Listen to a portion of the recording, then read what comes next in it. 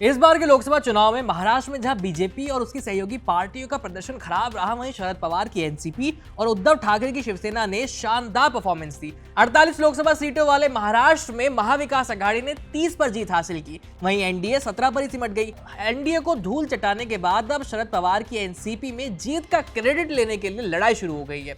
इस साल अक्टूबर के अंत में महाराष्ट्र में विधानसभा चुनाव होने हैं, लेकिन इससे पहले ही शरद पवार के कुनबे में गुटबाजी और अंदरूनी कलह की खबरें सामने आ रही हैं। साफ शब्दों में कहें तो पार्टी के नेता रोहित पवार और जयंत पाटिल के बीच मतभेद खुलकर सामने आ गए हैं। दरअसल शरद पवार ने 10 जून को अहमदनगर में पार्टी के 25वें स्थापना दिवस पर एक समारोह रखा था।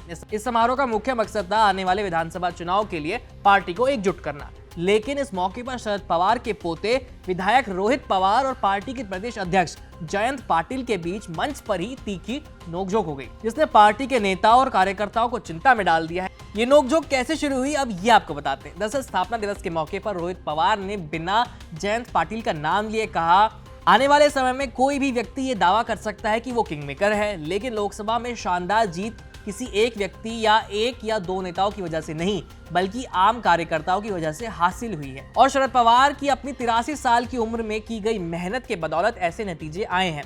और ये बात रोहित पवार ने जयंत पाटिल के पोस्टर की तरफ इशारा करते हुए कही।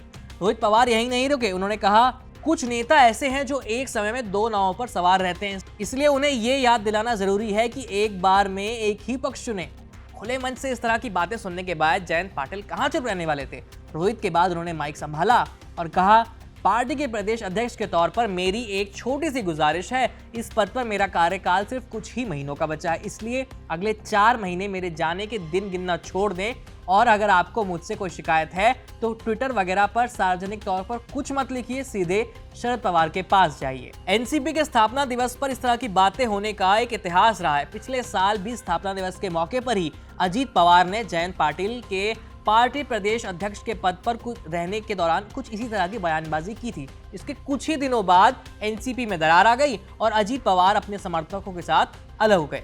अब 1 साल बाद फिर से जयंत पाटिल के खिलाफ एनसीपी के एक और बड़े नेता ने इसी तरह का बयान दिया है, जिसके बाद शरद पवार पार्टी में गुटबाजी और फूट को लेकर चिंता में पड़ गए हैं। इस खबर में इतना ही। मेरा नाम है आयुष, देखते रहिए एबीपी लाइव। धन्यवाद।